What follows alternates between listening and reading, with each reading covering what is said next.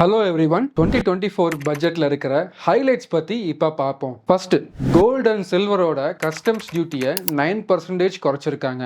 இது கடந்த 10 வருஷத்துல இல்லாத ஒரு பெரிய மாற்றம். இதனால கோல்டு பிரைஸ் டிராஸ்டிக்கா குறைஞ்சிட்டு இருக்கு. ஸோ இந்த டைம்ல கோல்டு அண்ட் சில்வர்ல இன்வெஸ்ட் பண்றதுக்கு கரெக்டான டைம். இதே போல் முன்னாடி கோல்டு பர்ச்சேஸ் பண்ணி சேல் பண்ணும்போது 36 மந்த்ஸ்க்கு மேல ஹோல்ட் பண்ணி வச்சு வித்தாதான் அது லாங் டேர்ம் கேபிட்டல் கெயினா ட்ரீட் பண்ணுவாங்க, இல்லாட்டி ஷார்ட் டேர்ம் கேபிட்டல் கெயினா ட்ரீட் பண்ணிடுவாங்க. ஆனா இப்போ 24 மந்த்ஸ் ஹோல்ட் பண்ணி வித்தாலே அது லாங் டேர்ம் கேபிட்டல் கெயினா ட்ரீட் செஞ்சுப்பதா சொல்லியிருக்காங்க. அதே மாதிரி லாங் டேர்ம் கேபிட்டல் கெயினுக்கான டாக்ஸ் வந்து ஃபர்ஸ்ட் 20% வித் இண்டெக்ஸேஷன் பெனிஃபிட்டா இருந்ததை இப்போ 12.5% வித்தவுட் இண்டெக்ஸேஷனா குறைச்சிருக்காங்க.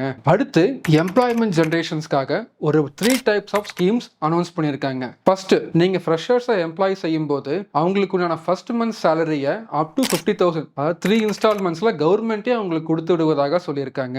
Second, bulk hiring சம்பந்தமானது.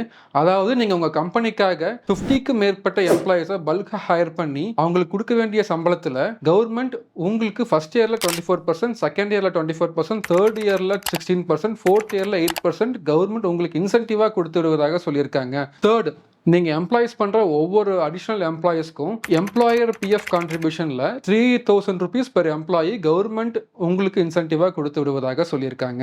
அடுத்து எம்எஸ்எம்இஸ்க்காக முத்ரா லோன் லிமிட்டை 10 lakhsல இருந்து 20 lakhs உயர்த்தி இருக்காங்க. அதே மாதிரி சிஜிடிஎம்எஸ்சி அன்செக்யூர் லோன்ஸ்க்குண்டான லிமிட்டையும் அப்பர் லிமிட்டையும் 100 crores இன்க்ரீஸ் பண்ணியிருக்காங்க.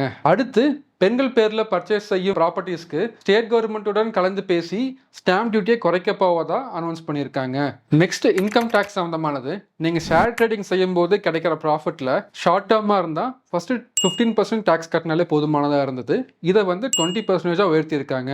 அதே மாதிரி லாங் டேர்மா இருந்துச்சுன்னா 10% கட்டினாலே போதுமானதா இருந்தது. இதை அப்போ 12.5% டாக்ஸ் ரேட்டா உயர்த்தி இருக்காங்க.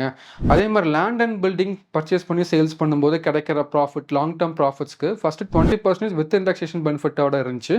ஆனா இப்போ அது 12.5% வித்தவுட் இண்டெக்ஸேஷனா குறைச்சிருக்காங்க.